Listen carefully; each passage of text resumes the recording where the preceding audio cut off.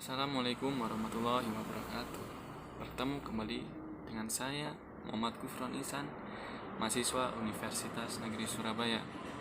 Salam pendidikan, salam mencerdaskan generasi bangsa. Di sini saya akan mempresentasikan sedikit tentang hasil makalah yang saya kerjakan dengan judul Mengurangi Kemiskinan dengan Peningkatan Pendidikan yang Berkualitas melalui Kartu Indonesia Pintar. Sedikit saya ulas, kenapa sih pendidikan itu dapat mengurangi kemiskinan? Mau tahu? Ya, yang saya akan kasih tahu untuk Anda semua. Yang pertama adalah dengan pendidikan yang berkualitas, atau setidaknya sumber daya manusia yang berpendidikan akan mempunyai satu kemampuan atau skill yang dimiliki akan lebih tinggi daripada orang-orang yang tidak berfase di pendidikan. Yang kedua adalah dapat mengolah kemampuan yang ada atau potensi diri dengan proses pendidikan. Karena tanpa pendidikan, seseorang tidak akan berkembang atau tidak dapat memiliki atau bahasanya adalah tidak bisa berinovasi karena tidak mau atau tidak bisa mengikuti pendidikan yang notabene adalah fase-fase yang dapat meningkatkan kemampuan skill. Perlu diketahui arti dari pendidikan menurut Undang-Undang Nomor 20 Tahun 2003. Pendidikan adalah usaha sadar dan terencana untuk mewujudkan suasana belajar dan proses pembelajaran agar peserta didik secara aktif mengembangkan potensi dirinya untuk memiliki kekuatan spiritual keagamaan, pengendalian diri, kepribadian, kecerdasan, akhlak mulia, serta keterampilan yang diperlukan dirinya agar dapat bermanfaat di masyarakat, bangsa, dan negara. Menurut Reza Mudia Hadja dalam Sulistiawan 2008 nomor 18, pengertian pendidikan dapat dibagi menjadi 3, yaitu secara sempit, luas, dan alternatif. Definisi pendidikan secara luas adalah mengartikan pendidikan sebagai hidup.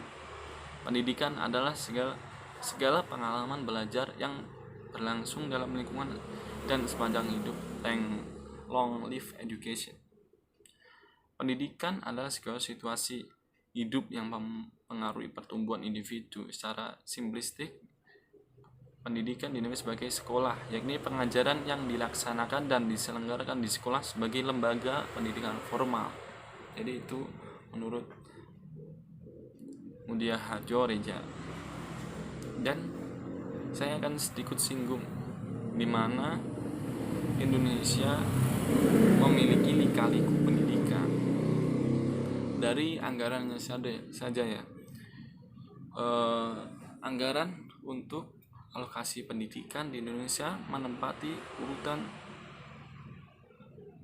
ke-8 dengan alokasi dana yaitu 34,5 triliun, di mana ini sangat kalah jauh dengan anggaran yang digelontorkan untuk agama, untuk Kementerian Agama. Sangat disayangkan sekali. Seharusnya pendidikan menurut saya juga harus diperhatikan, sehingga dana yang diberikan kepada Kementerian Pendidikan itu agar lebih besar didapatkan, karena secara geografis saja letak atau luas Indonesia ini sulit untuk dijangkau. Apalagi negara kita adalah negara kepulauan, di mana untuk menyeberang satu ke pulau ke pulau lain itu membutuhkan dana yang tidak sedikit, sehingga seharusnya pemerintah itu dapat menaikkan anggaran untuk Kementerian Pendidikan sehingga pendidikan itu merata di Indonesia. Dan perlu kita ketahui lagi, kualitas pendidikan kita menurut Indeks Human Development Reports, negara kita berada di posisi 5 se-ASEAN dengan skor 0,622, di bawah Thailand yang mendapatkan skor 0,633.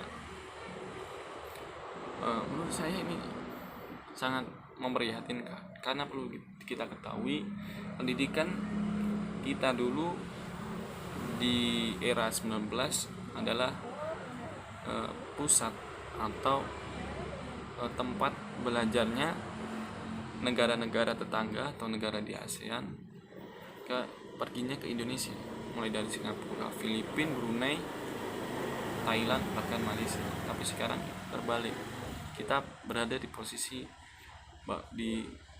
di bawah posisi mereka.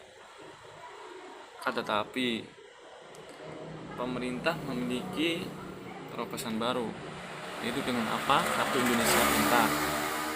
Apa itu Kartu Indonesia Pintar?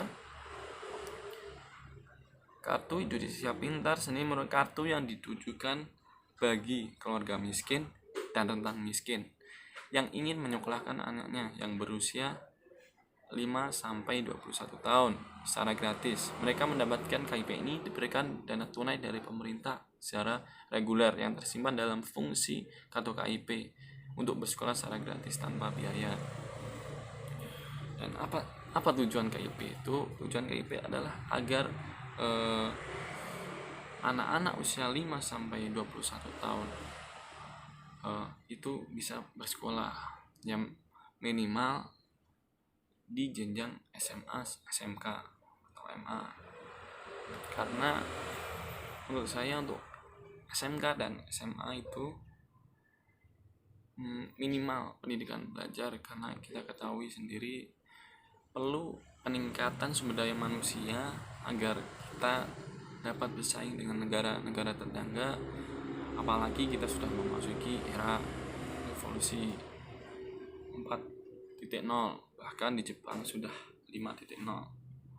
Untuk itu pemerintah memiliki terobosan ini, KIP. Apa manfaat KIP? KIP mendorong pengikutsertaan anak usia sekolah yang tidak lagi terdaftar di satuan pendidikan untuk kembali ke sekolah, dan minimal mereka harus menamatkan di jenjang SMA, SMK, sehingga mereka setidaknya dapat bersaing untuk di wilayah regional mereka sendiri. Akan tetapi saran saya untuk pemerintah juga harus memiliki terobosan terus-menerus untuk peningkatan kualitas pendidikan kita, yaitu dengan di daerah-daerah terpencil atau terluar juga harus diperhatikan agar mereka memiliki hak, mendapatkan hak mereka belajar seperti yang tertulis di sila kelima, yaitu keadilan sosial bagi seluruh rakyat Indonesia. Dan di Undang-Undang Dasar pun sudah dibahas tentang mencerdaskan kehidupan bangsa, sehingga semua warga Indonesia memiliki hak untuk belajar, memiliki hak untuk cerdas, memiliki hak untuk mengasah keterampilannya, sehingga sumber daya manusia yang ada di negara kita dapat meningkat, dan insya Allah akan dengan sendirinya mengurangi kemiskinan, karena negara kita sudah maju di bidang pendidikannya. Sekian dari saya. Apabila ada salah kata atau penyampaian yang kurang jelas atau kurang berkenan, mohon Anda mengkritik, Anda memberikan saran di kolom komentar di bawah ini. Sekian dari saya, terima kasih. Wassalamualaikum warahmatullahi wabarakatuh. Salam Indonesia Jaya, salam mencerdaskan kehidupan bangsa. Terima kasih.